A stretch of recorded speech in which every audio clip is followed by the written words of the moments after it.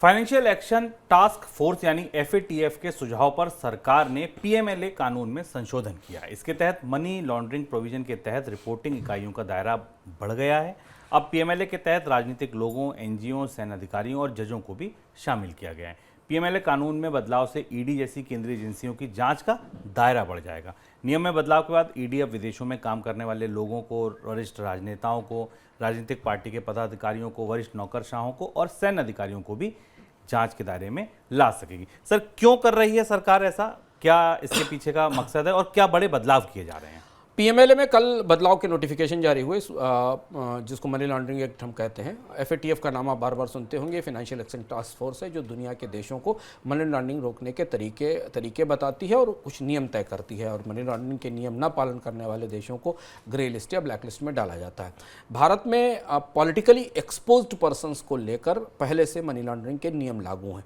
बैंकों को इन politically exposed person को इसलिए कहा जाता है कि इसमें राजनीतिक दलों के नेता हैं, कार्यकर्ता हैं, सरकारी कंपनियों के अधिकारी हैं और अन्य लोग हैं। इन्हें जोड़ने के लिए, इनके साथ कारोबार करने के लिए बैंकों के पास एक स्पेशल केवाईसी प्रोसीजर होता है, जिसके लिए इन्हें अलग से जांच पड़ताल करके इन्हें जोड़ना पड़ता है। जो नया बदलाव किया गया है, उससे बैंकिंग और फाइनेंशियल कंपनीज को बहुत सारे ऐसे इंडिविजुअल्स और एंटिटीज़ का रिकॉर्ड रखना पड़ेगा जो पहले पीएमएलए के दायरे में नहीं आते थे। पॉलिटिकल एक्सपोज पर्सन होने के बाद भी उसका दायरा काफ़ी बड़ा कर दिया गया और अब बहुत सारे लोग इस दायरे में आ जाएंगे।